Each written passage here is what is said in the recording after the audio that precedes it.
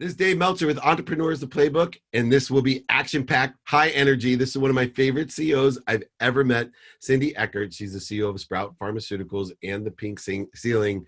You guys are going to learn so much in a short amount of time, I promise. Welcome to the Playbook, Cindy.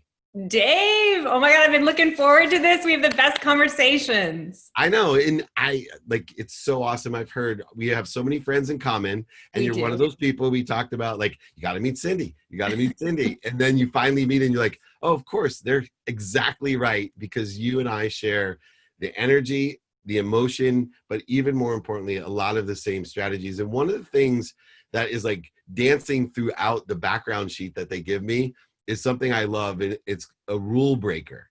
And like, I was born a rule breaker. They thought I'd be a neck breaker because I broke so many rules that I end up not living through my teenage years. Give us a little bit of background about, one, being a rule breaker, and where's the blend or balance of where to break the rules and when to follow the rules. That's a great question. Okay, so I will say rule breaker, risk taker, money maker is something that Dave and I share. And the rule breaking, for me, I gave a talk about this. What's the DNA of a rule breaker? And we think about it, rules exist for law and order. So don't break any of those rules. That's the line. We have to have those rules as a society. But let's be honest, there are all of these unwritten rules that we're bound by. And I would argue, Dave, that women, even more so than men, are often bound by these unwritten rules. And it takes this real frustration with that, a real frustration of just being told not to do something because that's the way it is, for somebody to jump. And I think that's the DNA of a female rule breaker in particular. They get so frustrated with something in the system that just frankly makes no sense. If something makes no sense, change it. And that has been a lot of the story of my career, is challenging those things that, while they're sort of societally acceptable, they didn't make any sense. They didn't have a foundation. So why wouldn't you poke at that and design a better solution? That's what I think the rule breaking is all about. And you bring up a really interesting point, because I've, as a lawyer, right, someone who went to law school, I'm not a very good lawyer, but someone who went to law school, I believe and have studied contracts or social contracts, which, people look for morality and justice and laws and rules. And I don't. I really don't. I know if you look at CBD, for example, today, what's going on, people went to jail for life for what you're allowed to do. So the morality of the social contract. So number one, when it comes to rules, I say that if there's rules that you have agreed in a social contract to, meaning that we pay our taxes and we have laws in our states and our cities and our federal government, then there's certain actions to be taken to break those rules, but do it within the context of what you've agreed upon. Now, where people get confused, right? And my brother, who went to Harvard, I always joke around that he's very black and white, and he doesn't see the difference of, okay, I will always stop at a stop sign, even if the stop sign makes no mistake, because I've made an agreement with everyone else that this is how we stay safe.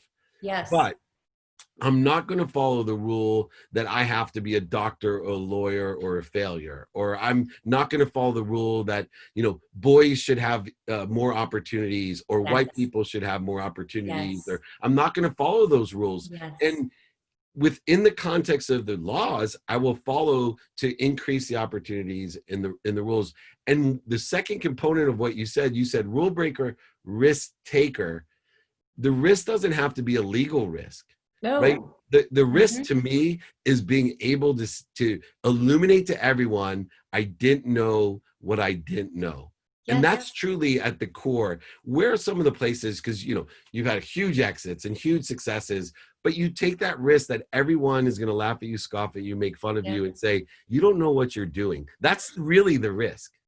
It is the risk is to take on what everybody else thinks is sort of undoable, right? Even in those rule breaking, you're going to challenge those things that don't make sense to you because you think there's a better way. And I think, I'm best known for getting what the media calls female Viagra to market. It's not at all how it works. But can you imagine when I took that on? I mean, there were 26 drugs for men. We totally accepted it. but this was not something that we discussed for women. And here I am in pink, standing up at, healthcare conferences. I don't look like the classic healthcare CEO, and I'm taking on convention. I'm taking on the convention of what we believe to be true, and that risk, truly paid off. But I do think there's a time, especially for those of your incredible community. I think those that are listening, they know that when everybody else is running away, sometimes that's your signal to run in. And when everybody else is running away from this opportunity because, it's more sensitive, or I don't want to be bold enough as to take that on, boy, those are the ones where there's massive payoff. You know what else I found, I will expose myself, I always love to expose myself as a hypocrite, is that a lot of the courageous things that I've done, the risks that I've taken, yeah, the pushback wasn't nearly what I perceived it to be. In fact, like it seemed like to me in my life that when I wasn't risk taking, that I would get like this perception of feedback from the people that were closest to me. And now it's like I do very courageous things, and it seems like more people are just rallying around me, and other people, they have fallen away. And it's kind of like this scam almost for me that, gosh, everybody gives me too much credit because I can see you there in your pink dress and telling people that women could, have their own, enticed relationship with Viagra, of it, to be excited and to have a better relationship the way men have. And yet, I think when someone stands up and does it, you're almost surprised that 90% of the people that you think are all running away, they're like, yeah. They're like, you go first, but I will come there. And I do say often, I think the joy in taking the road less traveled is the delight in who comes and walks beside you. So the risk taking, when you're willing to do it, when you're willing to say the thing that no one else is saying, when you're willing to sort of challenge the convention, is how many people, to your point, will come and surround you. They might not do it early. They might do it on day one, but you know what? Like they start to build. And then, as you're going along, and that's the coolest part of the ride. It really is. Yeah. And what kind of mechanisms can people use to overcome the laughing, that, that confidence? Because everyone has it. You and I have it, right? I'm going to tell people right now, not to diminish Cindy as a great entrepreneur. She's insecure at times. And of course. Am I, right? And I get doubtful and I worry what people think. I always joke around, but my first experience when I was speaking at Berkeley, Lee had me speaking at Berkeley, which is his alma mater. And I was very nervous and I wasn't prepared to speak, but he kind of threw me to the wolves. And I'm like, well, what about what I'm wearing, Lee? Is this okay? And he looked at me and goes, Dave, do you think anybody cares what you're wearing? All they care about is what am I wearing and who thinks what about me? That's so true. How do you deal with that doubt still today? Yeah, you know what?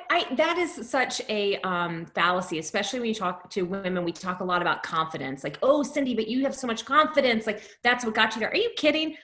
Dave hit the nail on the head. Like I've had those moments where you have the moment, and my palms are sweating and my knees are knocking, and I'm so nervous. But I know that I'm capable.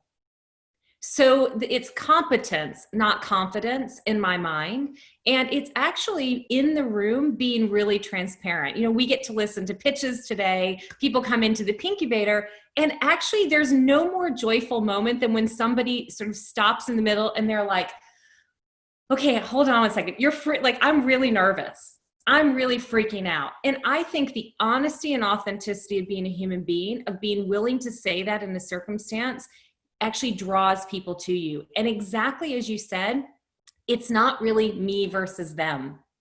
It's us together. That is part of where we get so bent, right? We get so sure that somebody's turning us down and it's so personal. And actually, when you leave this different room, when you don't have that feeling about it, I think that you give yourself the ability to really show up as you, to be honest, and to bring people sort of into your camp. Persuade them your way. And along with that, it's probably a question you haven't been asked, and it's a thing that I'm studying so much of, is I talk about this word forgiveness. And when you're super successful in a venture, and I always like to indicate, just because people are listening, that notice when I say you're super successful, I'll put it towards something, right? Because you enjoy the consistent, persistent pursuit of a potential, but just because you're a successful blank doesn't mean you're successful in everything that you do. Of course. And when we go through the risk taking and be able to put ourselves out there, we have a lot of forgiveness that we have to go through. Yeah. There's so many circumstances of people that we've left along the way, people that have attacked us and that have been wrong, and then other people that have been right, and we've been right and wrong. And I always say that forgiveness is the means by which we unfold or undo the truth, the untruths, right? Like forgiveness to me is the key. I know no one's probably asked you, but what role does forgiveness play in being so successful and helping so many people? You know, the Pinkubator, and you have these unbelievable money making ventures, but forgiveness has to play a key role for you. Oh my gosh, I can't even tell you how much I love this question, and people don't ask this, but Dave is on to, it's so important what you're saying. And let me tell you why. So I'm going to wear the hat for a second of a female entrepreneur. And obviously I invest in women doing disruptive things, or guys doing disruptive things for women. So that's my lens. And I think that there becomes so much anger in this space, because if you look at the data, such a tiny amount of venture capital goes to female founded companies, less than 3%. And when you get to that place of anger, you actually don't leave room for change to happen. And I will tell you, the forgiveness part for me is exactly what I was just saying about it not being personal. When I walked into a room and I pitched the female Viagra, are you kidding? I was laughed out of more rooms than I can count. Crazy things were said to me. And if I had stayed in that place, what would have happened is I either would have been consumed with self-doubt or consumed with frustration and anger. Instead, I used it as an invitation to surprise people. And I still stayed, all the people that said that doubted, hated, whatever, I still kept in touch with, right? Is an opportunity to go back and surprise them when it happened. And now when they come and say, hey, Cindy, I want to invest alongside of you, I have a whole group of friends that say, you're kidding, like you'd never let them in. And I said, absolutely, I let them in because I've changed their mind. And I think that's the forgiveness piece of it, right? They didn't intentionally do something maliciously harmful to me. It just didn't connect with them. And I'm going to put myself on the hot seat. And I often give this example. So I don't golf. Dave, do you golf? Not anymore. I used to. So I don't golf. If somebody came to the Pinkubator and said to me, hey, Cindy, I've got an invention. It's going to change the game of golf. It would be very easy for me to say, no, thanks. It doesn't connect with me. So I was pitching something for which the person on the other side of the table didn't have an experience with, right? So if they said to me, hey, Cindy, I'm going to change the game of golf. Can you get a bunch of golfers to come into the room with you? You have friends at golf? Sure. Will they come to the room? Yes. If they sat in the room and they were all like, holy cow, this is going to change my game. I'm going to, and I would all of a sudden be reaching for my checkbook. Like, wait a minute, what? And it's really that forgiveness piece is giving an opportunity for people to see it basically through the lens. And even if they doubted, hated, whatever, to leave the door open to still collaborate in the future. That has been a part of my success for sure. People who were so awful to me and said no every time invest alongside of me today. And I want to get one more part of that too, because even on my mission to empower people to be happy, people make fun of me, and they have through my books and, all the things I changed my career to do, they have challenged me. And what I've learned over the years was, instead of, delving into some frustration and doubt, I actually challenged myself. And I said, if I truly believe what I'm talking about, if I truly believe that my product has this value, and I truly believe what I'm doing, then I better get better at articulating it. I'm failing. This is not anything to do with them, right? Yeah. I have to either find the right audience. It's not what I say, it's what they hear. I have to figure out how to articulate what I'm saying, the value of what I'm saying better, because I know one thing about math, that if I can get someone and have in their mind guaranteed that they're going to make 3, 5, 10 times as much guaranteed that they give me, they're going to give it to me regardless of whether it's, Viagra for women or a Sure. new lace or Yeah. golf. It wouldn't matter if I could convince, even though you don't play golf, if I could convince you that Yeah. this is the best golf ball in the world, and I Yes. could convince you in your mind and articulate it correctly that, hey, give me $100 million. I promise you it'll be worth $300 million in 2 years and Yeah. help women golfers. Can you see any reason you won't want to move forward? That's Right. my responsibility. It is. And 99% of the people don't see it. They instead go, oh, they're not listening. Oh, why don't They're they? pushing it. Yes, they're pushing it off of them. Yeah, totally onto somebody else. It's their responsibility in the room. They didn't hear me. They were biased. This was malicious. And again, as soon as you remove all of that, as soon as you don't that's not the power, you're playing against your own personal best. And that's what life is all about, right? We're not actually all competing with each other. You're competing against your own personal best every time you show up in the room. And that's the idea of honoring things. And I know this probably is not where you get your normal interview, but I'm not normal in this respect either. That's what I like about you. All the time, and it's not just like self-serving as a parent, but those things that we honor. Yeah. So when you're honoring this idea that you had, regardless of the circumstances that surrounded it at the time, Yeah. that's what causes the promotion in favor. Yeah. Like I use that word honor because it can put into the context of your parents.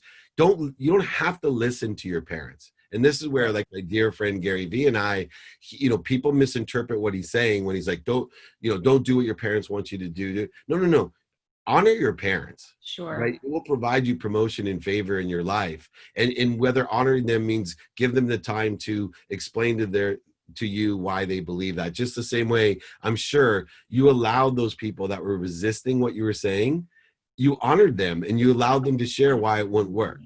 Absolutely. You better listen as much to your critics as you do to your, whatever, your fans. You must actually, that listening is going to be crucial in terms of how you take the next step on the journey. You have to understand the opposition in order to move around it or over it or whatever that may be. That's important. You got to spend that time. Listening is so huge, and you're so good in talking about that, is the importance, I think, of sitting and listening. And then that all the theory that we've just suggested to people, all the emotional aspect and perspective aspect, still now comes down to the thing that you and I are both known for, which is money making, right? And Yeah. It's so interesting how people's philosophies and strategies of actual money, when your intent is to provide good, it's not about the money, but the money has an importance. What importance does the money have to you? Yeah, it's power to do good in this world. And that's it.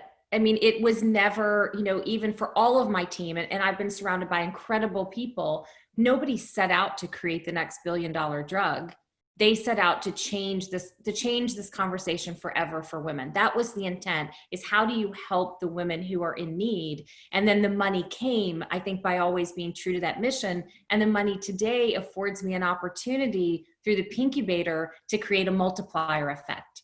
So I talk about making women really rich. And when I say that, I think a lot of people mistake that as it's all about the money. No, it's all about them getting to outcomes that empower them to basically place power in other women's hands and in other women's hands. And that has been the joy of this for me. Of everything that I have done, the coolest part of all is the multiplier effect of ownership and of money making. That is awesome. Last question real quick, because it's something that I find fascinating, and I'm a huge fan of yours, and kind of study and listen, because it's still hard for me. I have no problem with $100 million. I don't. And I've made it, and and I have no problem with empowering over 1 billion people. Like, I know 1,000 times 1,000 times 1,000 is over 1 billion. Yeah. I put myself in your position with $1 billion opportunity. Yeah. And I don't know if it's coming from a single mom with 6 kids that just wanted to buy her a house and a car, and maybe that energy and limitation is within me. But there's a certain anxiety and angst when I'm doing $1 billion deals, when I'm negotiating for teams, leagues, stadium, and I've done them. And I be honest with everyone that I don't have the same confidence and energy around the concept of $1 billion. And there's a billion people, no problem. Like you, in my soul, I know that in my lifetime, over a billion people will have a collective consciousness, and I'll be a catalyst for that. But I can't tell you when I'm sitting there in a negotiation and they start talking and negotiating with me, well, you know, let's offer 2.1 billion or 1 billion. And I have this Akron, Ohio kid who's eating dinner out of a paper bag going, what? Oh my gosh. So, and I know it's just money. How do you deal? Because I mean, I'm so impressed. Like, you closed a deal of over $1 billion for your own company. Was there, what's that like, or your perspective of how you get to a point where you can grasp that? First of all, I love that you're an Ohio boy. You know, I'm from upstate New York, and I was eating like the TV dinners, a very modest upbringing. So, you know, it was a little bit an out of body, if I'm being honest. Like it's almost like monopoly money at that point, because the sum is almost too big to grasp. And to get to that deal, I knew the value. So I knew it was worth that much.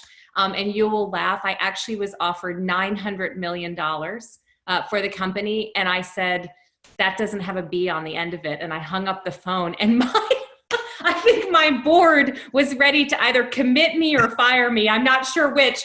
And I can remember walking out of my office just as cool as anything. I'm like, well, we got offered 900 million, but I said didn't have a B on the end of it. And everybody was like, what just happened? You turned down $900 million. But the truth is, it really was worth that. It wasn't just Cindy being bold. And when I got it, right, when the dollars and the zeros in your bank account change, everybody thinks, well, what changed immediately for you? And here's the answer. Nothing. I woke up the next day and I went to work, because that's what I love to do. And I love value creation and making a difference in people's lives. And yes, I'm not saying to anybody, if you make that money, by all means, if you've always wanted this sports car or whatever, do it. But for me, that's really never been what this has been all about. It's just been, again, a tool to get to different end goals for mine, which are way bigger than just going out and spending the money. That's awesome. And I will tell people about those cars, houses, motorhomes, golf courses, ski mountains. Go buy them. But keep in mind, make one nuance that I did. And when you buy it, look to buy it to learn something. Yeah. And that means you can keep it. But whether it's the Ferrari, if you buy something that you've always dreamed of, good for you. But just add a little thing about, hey, I'm buying this because I want to learn from this. And I want to grow and through this experience, not just as an end of, I've always dreamed of having a Ferrari because I grew up in Akron, Ohio, and I want people, what am I going to learn from this? And it's so important. And you just keep learning as you go, and you keep helping more and more people. And I love how big your mind works and how you are a risk taker and a money maker. And you're an incredible person. I knew this was going to be awesome. I knew it would too. Thank you for having me. What a boring day it would be if we woke up tomorrow and thought we knew it all. Right? Oh, Dave is so right. Always be learning. Curiosity is really the signature of every successful person I know, Dave included. Thank you so much for having me. I appreciate it. My favorite quote, be more interested than interesting, just like Cindy Eckert. She's an amazing entrepreneur. Thank you. This is Dave Meltzer with Entrepreneurs, the Playbook.